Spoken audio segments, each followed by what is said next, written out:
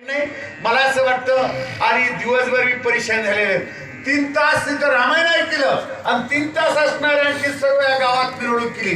खूप थकलेली मंडळी आहे, पण यांचा आळस जायचं जर म्हणलं तर याला भजनच लागतं.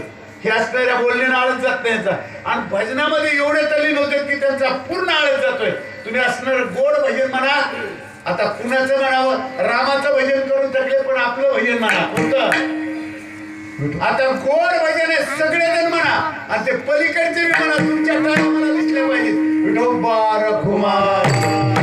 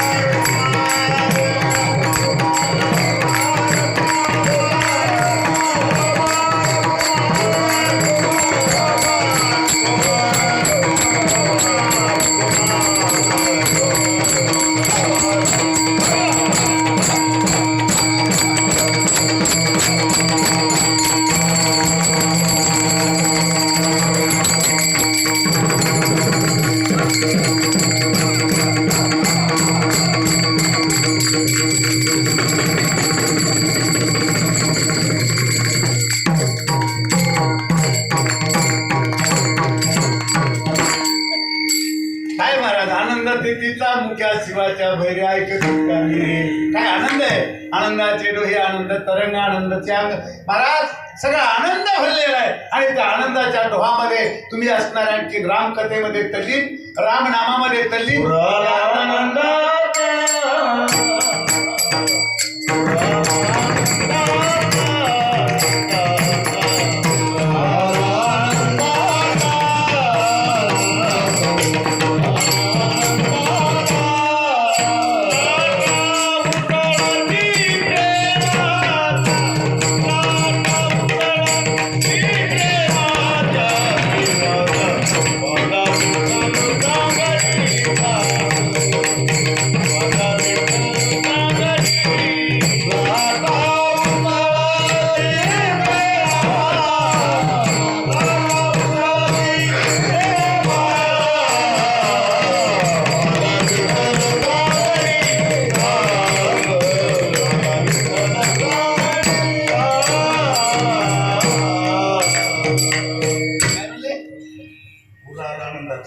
वा वा वा आनंदाचा पूर.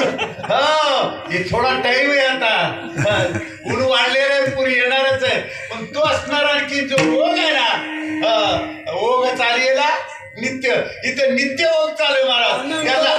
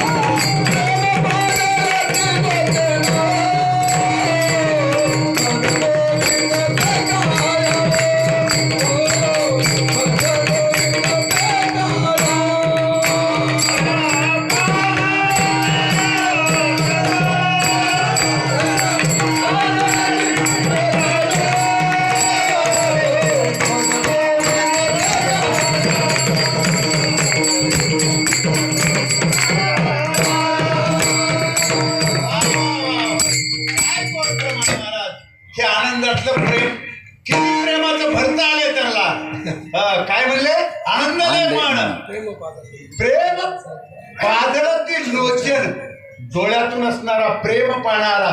प्रेमपणा कधी येत असतो महाराज. देहम भाव पादर लेखाया पडली छाया ब्रह्मची. हा देह भानावरती नाही महाराज. ज्ञान घेऊन गोविंद जसा गावा त्यावरती नाही. देह भानार पलिकाया पडली छाया ब्रह्माची. आणि ती अवस्था जीवाची व्हावी, आणि मग ते प्रेमाने लोचन पाजरावं, त्याला आनंद असणं म्हणतात बरं का. त्या आनंद अश्रूच्या असणाऱ्या ओघाचा असणारा पूर चालला म्हणतात एवढा आनंद या डुकळे गाव असणाऱ्या आणखी ग्रामस्थ मंडळींनी आणि ओतप्रोत त्याचा आस्वाद घेतला, त्याचा मकरंद घेतला आणि तुम्ही त्याला तृप्ती झालेली आहे. तृप्तीचा युद्धकांडात दिला. आता उत्तरकांड झाल्यानंतर पुन्हा तुका म्हणे काय होऊ तर आई ठेवतो पायी जीव थोडा तेवढंच शिल्लक राहिलेलं आहे आणि तेवढंच शिल्लक असणारं राहिलंय ते सुद्धा तुमचं असणारं योग्य व्हावं अशी असणारी परमेश्वराच्या चरणी प्रार्थना करून शेवटच्या चरणाचा भावार्थ भजन झाल्यानंतर थोड्याच वेळात घेऊन योग्य वेळेत कीर्तन संपवायचंय. आपल्याला पसारा मांडायचा नाही. आणि जर तुम्ही भजन कच्चं केलं त्या कोपऱ्यातल्यानी जास्त टाळ्या वाजवल्या पण मधल्यानी वाजवल्या नाहीत. म्हणून मी बघितलंय जर माऊलीचं भजन माझ्या डावं झालं, माऊलीचा अधिकार माहिती तुम्हाला, सगळं विश्व नाही, सगळं जगत नाही, साधू संत सुद्धा त्यांना एक वेगळ्या अधिकाराचं दिलेलं आहे. ती काही पुरुषलिंगी होते माऊली, पण त्याला आई नाव दिलं नाही का. ज्ञानराज माझी योग्यांची माऊली, माऊली नावाची संज्ञा ज्या माऊलीला दिलेली आहे तिचं भजन असणारं आवडीनं करा.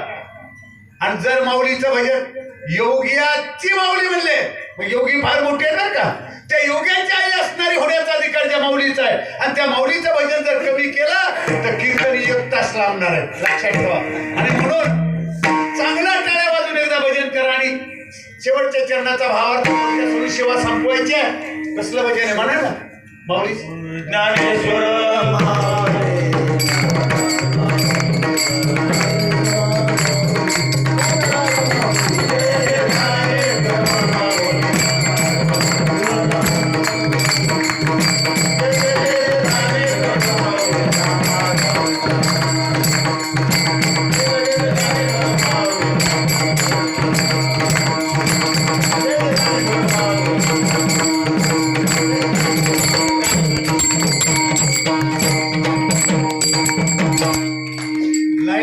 माझी ऊर्जा गेली ती. बघा मला अशी पंचायत वाटली होती बाबा पाडेकर बाबा शिंदे बाबा, मला असं वाटलं होतं 50 गोव्या इथं सांगितल्या आणि एवढ्या उंच आवाजात मी आता जवळजवळ 20 वर्षात नाही, अगोदर सांगत होतो याच्यापेक्षा उंच, पण 20 वर्षात नाही एवढं मोठ्यानं बोललो. मला वाटलं संध्याकाळी जर नाही मला बोलता आलं तर काय करावं, मी अडचणीत होतो. तुम्ही आल्यावर पुन्हा आधार वाटला आणि मग ते तुमच्या आधारानं बोलायला लागलो.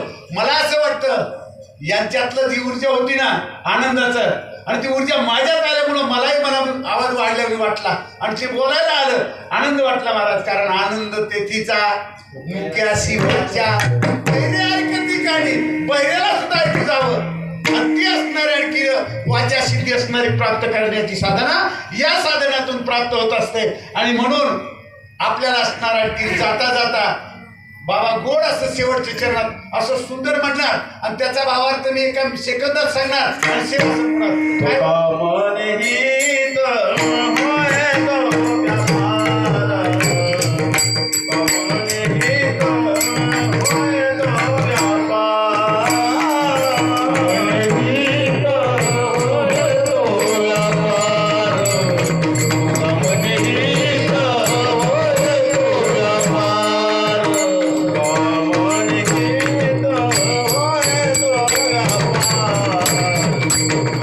Thank you.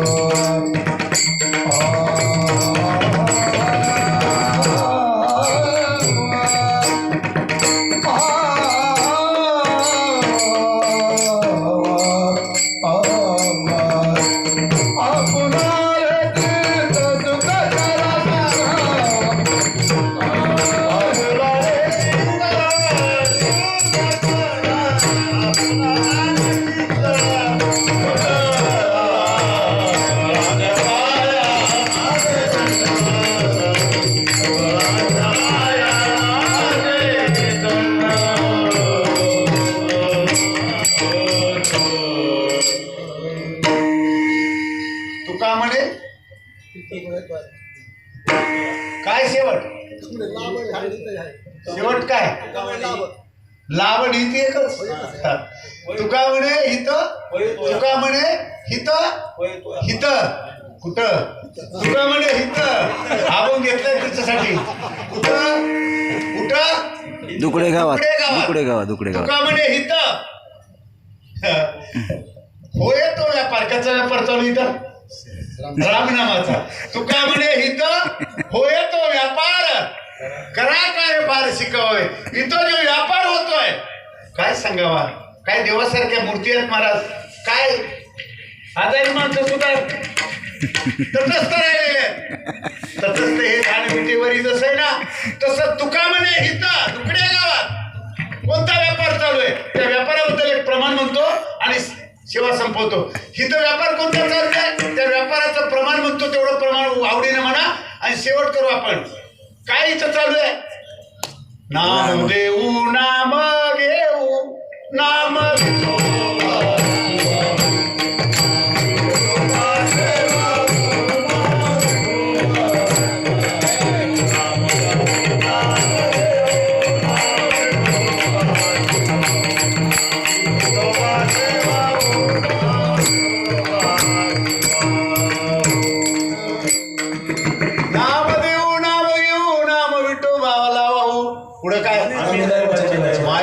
कोण दैवाचे? आम्ही दैवाचे. तुम्ही आम्ही दैवाचे. इथं आलोत यांच्यात की समरस आलोत म्हणून आम्ही दैवाचे. दैवाचे दास पंढरीनाथ आणि हे दैवाचे दैवाचे आणि रामप्रभूची आवडीचे असं असणारे आणखी आपली कीर्तनाची सेवा. खऱ्या अर्थानं माझी वेळ संपलेली आहे.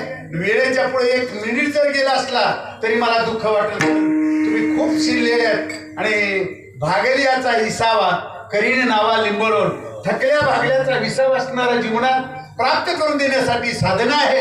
ही साधना तुमची अखंड असणारे तुमच्या लहान थोर आबालवृद्धाच्या ठिकाणी राहावं अशी परमेश्वराच्या चरणी ज्ञानेश्वर माऊलीच्या चरणी प्रार्थना करून सगळ्यांनी आतापर्यंतचे जे भजन होतं ना ते वेगळं भजन होतं.